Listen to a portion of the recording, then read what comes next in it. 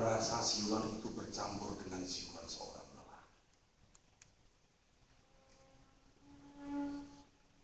Perlahan-lahan aku dengar suara tegap memasuki toko kami.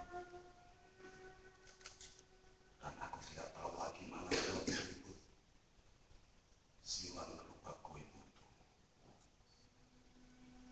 atau debar jantungku.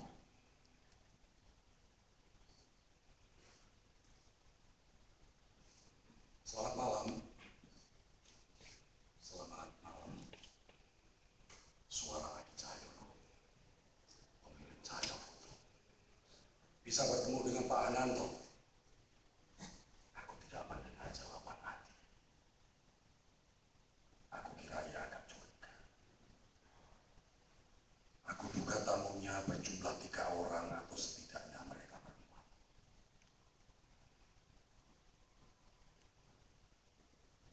Kamar gelap ini tidak memiliki jendela.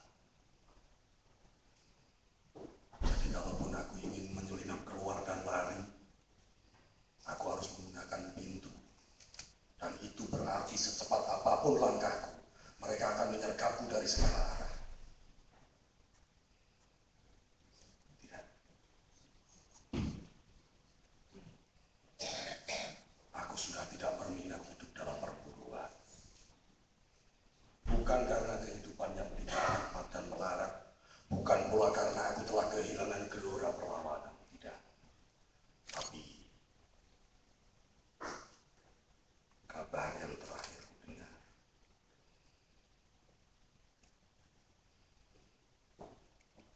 Surti dan anak-anak sudah dipindahkan dari Guntur dan Budi Kemuliaan.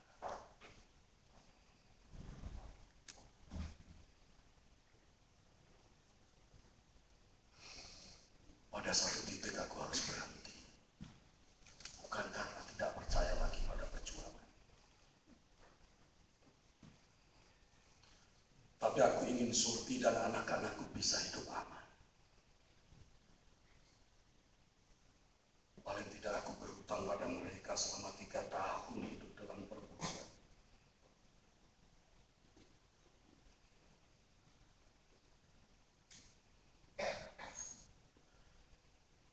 Aku harus menyerahkan diri.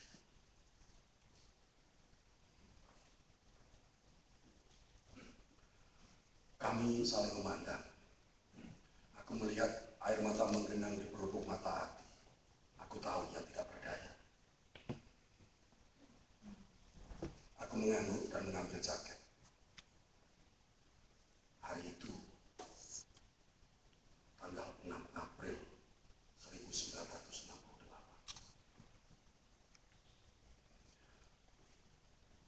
Pak Ananto, saya Leko Mugijo. Mari ikut kami.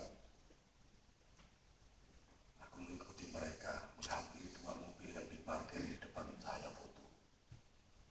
Nissan Patrol dan Toyota Canvas.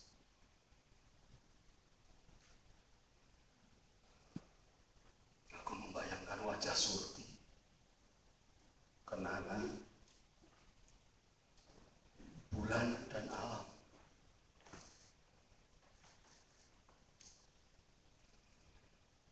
Dan entah mengapa, di antara seluruh temanku, hanya Dimas Suryo yang terus-menerus mengikutiku.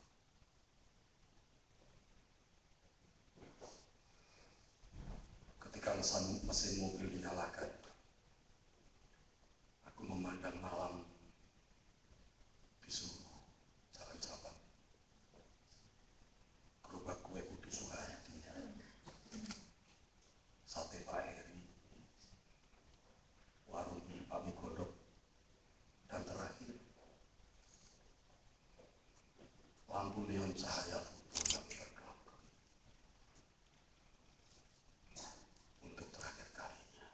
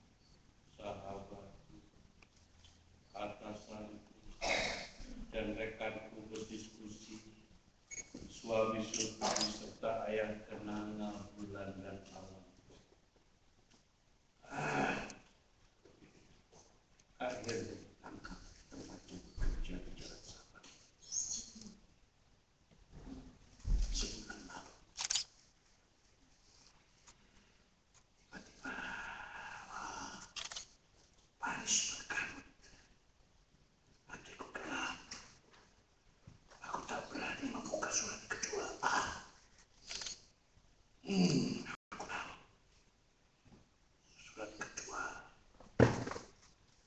dari Kenanga Putri Sulung Mas Nananto akan membuatku semakin lumpuh. Sungguh ganjil. Harusnya malam itu para tentara menjerat Jakarta. Tapi sekarang aku di sini tengah ribuan mahasiswa Perancis yang bergelora. Di tengah jeritan mereka, aku mencium bau parit Jakarta bercampur aroma cengkeh kretek dan kepulan kopi hitam. Kilatan sinar di mata mahasiswa Perancis itu mengingatkan kawan-kawan di Jakarta. Kilatan mata dan semangat yang berbuih, suara garang yang penuh dengan tuntutan untuk masyarakat yang lebih adil. Kelak, sebagian dari mahasiswa idealis itu akan menjadi bagian dari kekuasaan.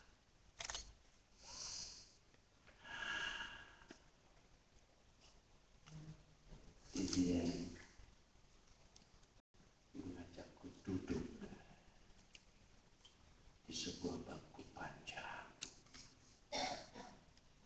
Bangku yang kelak kuanggap begitu bersejarah. Bisakah kau menceritakan padaku? Percayakah kau padaku?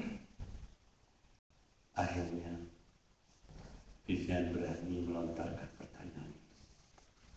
Pertanyaan tentang sejarahku yang penuh bersejarah.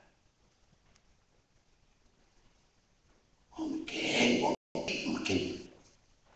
Aku menjawabnya sadar. Karena tak ingin tubuhnya yang sudah melekat ke tubuhku itu menjauh. Aku menyentuh bibirnya sekilas. Kulihat sepasang mata hijau yang menyala dengan hasrat.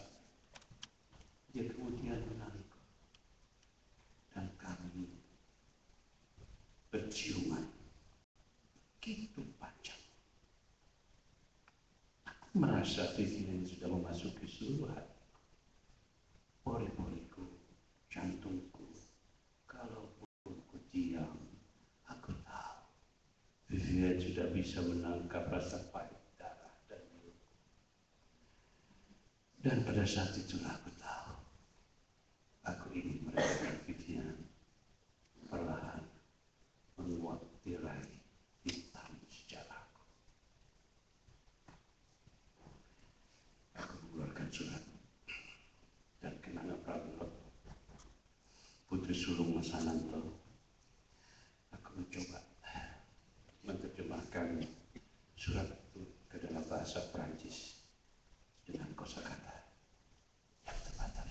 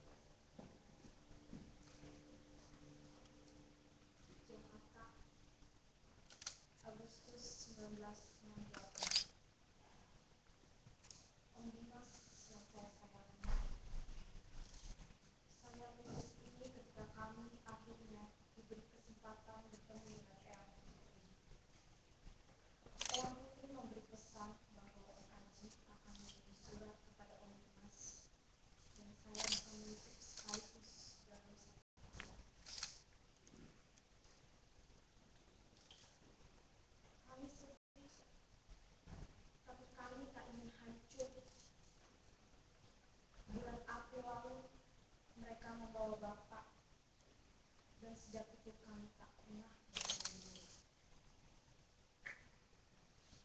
Tak jelas Bapak ditahan di mana.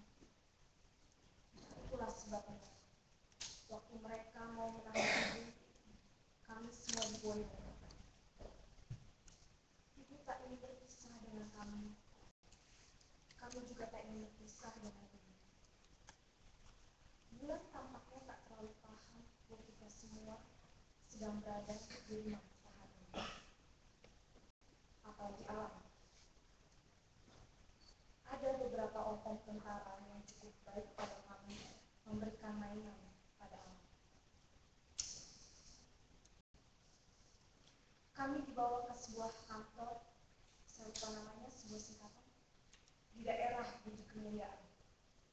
Kenapa ingat sekali daerah ini karena pernah diajak berjalan-jalan melihat pembangunan monumen nasional yang belum juga selesai itu, Om.